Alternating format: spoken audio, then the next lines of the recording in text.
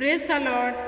परमेश्वर के मधुर और मीठे नाम में एक बार फिर से मैं अपने चैनल के ऊपर आप सभी सुनने वालों का स्वागत करती हूँ।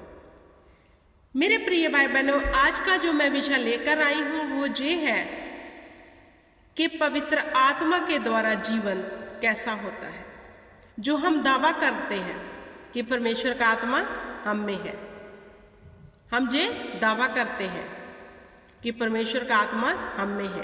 तो आज जो हम दावा करते हैं देखेंगे कि ये दावा कितना सच्चा और कितना झूठा है।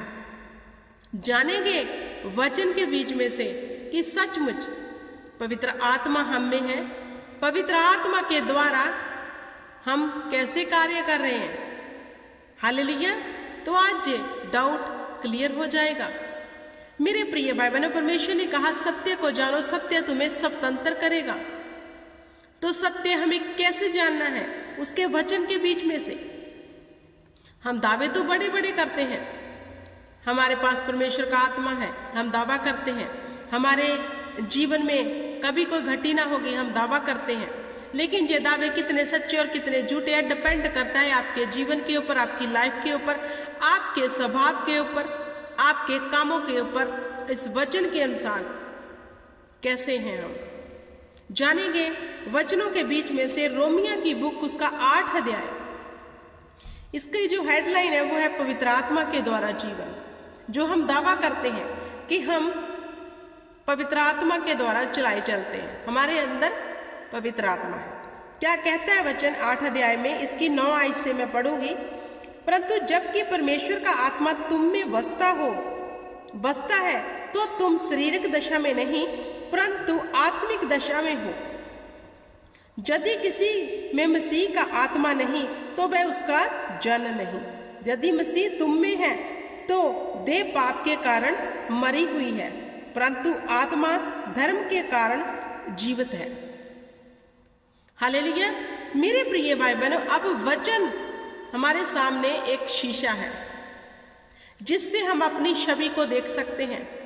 जो हम दावे करते हैं हमारे अंदर परमेश्वर का आत्मा है, हमारे अंदर परमेश्वर का आत्मा है, हम क्या कर रहे हैं? मुंह से बोल रहे हैं। अब ये वचन जो हमारा आईना है, जो शीशा है, जो हमें दिखाता है कि क्या है हम, कैसा है हमारा जीवन। हालेलुया। यह वचन कहता है जबकि परमेश्वर का आत्मा तुम में बसता है तो तुम शरीर की दशा में नहीं परंतु आत्मिक दशा में हो।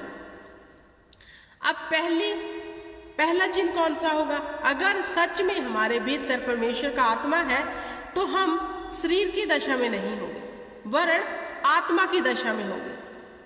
हालेलुया। यदि किसी में मसीह का आत्मा नहीं तो वह उसका जन नहीं।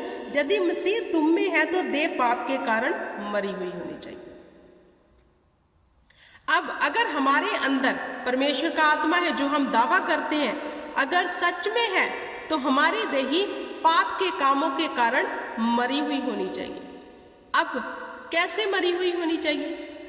अगर आज भी हमारे मन में चुगली के फुहारे उठ रहे हैं, निंदा के फुहारे उठ रहे हैं, दोष लगाने के फुहारे उठ रहे हैं, पाप करने को लालसाएं हैं, तो अभी तक परमेश्वर का आत्मा हमारे जीवन में नहीं है। ये दावा झूठा है। फिर मेरे प्रिय भाई बहनों, अगर आज भी हम लड़ाई झगड़ा हेरा फेरी मुंह से गंद बोलने वाले हैं तो हमारे भीतर परमेश्वर का आत्मा नहीं वरन अब हम शरीर की दशा में ही जी रहे हैं। आगे वचन क्या कहता है? परंतु आत्मा धर्म के कारण जीवित है। अगर हमारे भीतर परमेश्वर का आत्मा होगा तो हमारी देही क्या होगी? पाप के कारण मर गई होगी, क्योंकि देही में ही तो सब कुछ है। प्रभु यीशु मसीह ने कहा सबसे अधिक अपने मन की चौकसी कर, क्योंकि जीवन का मूल स्रोत इसी से निकलता है। बुरे विचार, पर स्त्री गमन, लोभ, अहंकार, गंदा बोलना, गंदा देखना, गंदा सोचना, कहां से है? शरीर के ही काम है ना ये। अगर ये सारे काम हमारे भीतर भरे हैं तो हमारे भीतर परमेश्वर के आत्मा के काम नहीं है। अगर हमने इन कामों के ऊपर जो वैर के हैं, विरोध के हैं, चुगली के हैं, निंदा के हैं, काबू पा लिया है।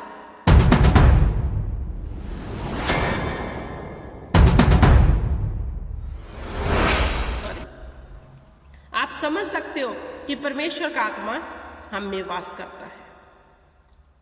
हालेलुया। फिर आत्मा धर्म के कारण जीवित होगा। हमारे धर्म के कामों के कारण परमेश्वर का आत्मा हम में जीवित रहेगा। अगर हम अधर्म के काम कर रहे हैं ना तो हमारे अंदर आत्मा है, ये तो दावा ही झूठा है।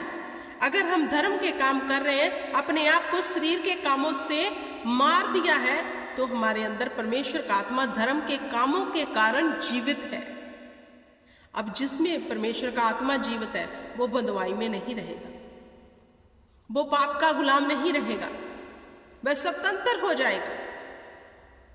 आगे वचन क्या कहता है? यदि उसी का आत्मा जिसने यीशु को मरे हुओं में से जिलाया तुम में वसा है, तो जिसने मसीह के मरे हुओं को जिलाया वह तुम्हारी नश्वर देह को अपने आत्मा के द्वारा जो तुम में बसा हुआ है जिलाएगा। मेरे प्रिय भाई बहनों, जहां वचन स्पष्ट करता है अगर हमारे अंदर हमारे धर्म के कामों के कारण परमेश्वर का आत्मा जीवित है, परमेश्वर का आत्मा हमारे जीवन में काम कर रहा है, क्योंकि अब हमने पाप से तौबा कर ली, मन फिरा लिया, अब हम पाप में नहीं रहे, हमने पाप को छोड़ दिया है, तो परमेश्वर कहता है जिस आत्मा ने प्रभु यीशु मसीहा को तीसरे दिन मुर्दों में से जिवा दिया, क्या वह तुम्हारी नश्वर देहियों को ना जिवाएगा? मैं आपको एक बात बताती हूँ, अगर आप दावा करते हो कि आपके भीतर पवित्र आत्मा और आपने पाप छोड़ दिया है, आपने बुरे काम छोड़ दिया, गाली निकालना छोड़ दिया है, बुरा देखना छोड़ दिया है, तो मेरे प्रिय भाई बहनों, आप जल्द एक बड़ी गवाही के साथ खड़े होंगे। सच कहती हूँ, आप अपनी गवाही के वेरी नियर है, आप अपनी टेस्टमनी के बहुत नजदीक हैं, क्योंकि यहाँ वचन कहता है कि धैर्य से बने रहो। जिस आत्मा ने प्रभु यीशु मसीह को उठा खड़ा किया वह आपकी नश्वर देहियों को भी जीवित कर देगा। जो पाप के कारण मरे हुए थे अंग, वह फिर से सही हो जाएंगे, निरोग हो जाएंगे। आगे वचन क्या कहता है? इसलिए हे भाइयों, हम शरीर के कर्जदार नहीं कि शरीर के अनुसार दिन काटे। अगर हमारे भीतर परमेश्वर का आत्मा है तो हम शरीर के कर्जदार नहीं है कि शरीर के अनुसार दिन काटे। शरीर कहता है प्रार्थना मत कर क्योंकि मैं थका हुआ हूं। अब देखना है हम शरीर को लिसन कर रहे हैं या फिर परमेश्वर की आत्मा की आवाज को। अगर हम शरीर के अनुसार दिन काट रहे हैं तो शरीर की कटनी काटेंगे। अब शरीर कह रहा है थोड़ी देर तू टीवी देख ले, मूवी देख ले, कुछ नहीं होता, लेकिन आत्मा कह रहा है नहीं नहीं, बुरा मत देख, वो मत देख जो बाइबल के अनुसार नहीं है। अब शरीर कह रहा है दो चार बातें कर ले अपनी फ्रेंड से, दो चार इधर उधर की बातें कर ले, कोई फर्क नहीं पड़ता।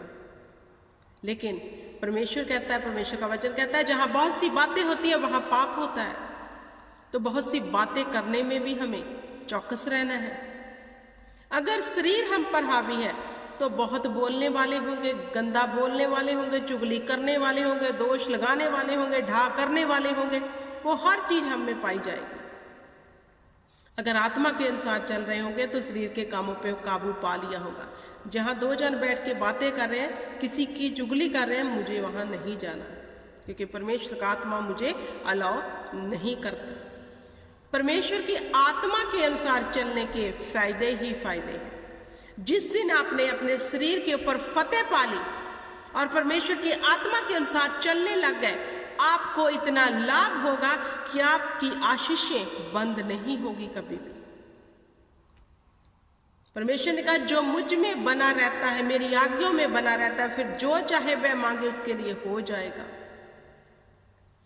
आगे वचन कहता है क्योंकि यदि तुम शरीर के अनुसार दिन काटोगे तो मरोगे, यदि आत्मा से देही की क्रिया को मारोगे तो जीवित रहोगे। हालेलुया। जीवित कैसे रहना है? शरीर की क्रियाओं को मार के, जो हमें परमेश्वर की आत्मा से मेल मिलाप नहीं करने देता। शरीर ही है ना जो हमें आत्मा से मेल मिलाप नहीं करने देता। यही हमारा शरीर ही आड़े आता है ना हर चीज पे। जिसने इस पे काबू पा लिया, इसको कंट्रोल कर लिया, वह परमेश्वर की सिद्ध दिशा में शामिल हो गया।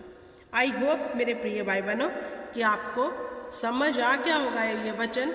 मैं उम्मीद करती हूँ कि खुदा आपको बुद्धि, ज्ञान और समझ दे, ताकि आप शरीर के अनुसार नहीं वरन आत्मा के अनुसार अपने जीवन को व्यतीत करो। Praise the Lord, God bless you.